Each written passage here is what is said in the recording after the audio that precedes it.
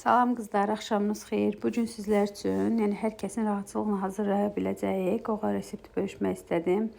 Yəni çoxları az sayda qoğal istəyir, yəni evdə uşaqlara özünə hazırlamaq üçün və buna görə də qərara gəldim ki, sizin üçün bunun reseptini bölüşüm.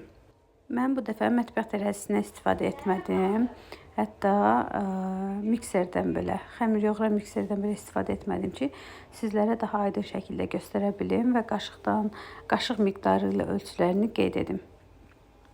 Qızlar, çalışın ki, xəmir üçün istifadə etdiyiniz ərzaqlar otaq temperaturunda olsun. Bundan əlavə xəmiri çalışın ki, çox da bərk yoğurmayın. Yəni nə qədər bacarırsınız o qədər yumşaq bir xəmir yoğurun. Bir 10-15 dəqiqə keçdikdən sonra xəmiri təkrar bir də vərzləyin. Yaxşıca əlinizi mümkünsə duru yağa batırıb vərzləyin və üstünü təkrar örtüb yarım saat dinləndirin ki, xəmir daha da qəşəng və yumşaq xəmir olsun ki, sonra da onu rahatçılıqla yayıb yağlaya bilərsiniz. Bu arada qızlar, əgər videonu bəyənib kayd etsəz, yorum yazsaz, ikinci və üçüncü hissələrində çəkmişəm, hazırdır. Əgər bu videoya çoxlu bəyənmə, kayd, yorum gəlsə, onları da paylaşacağım.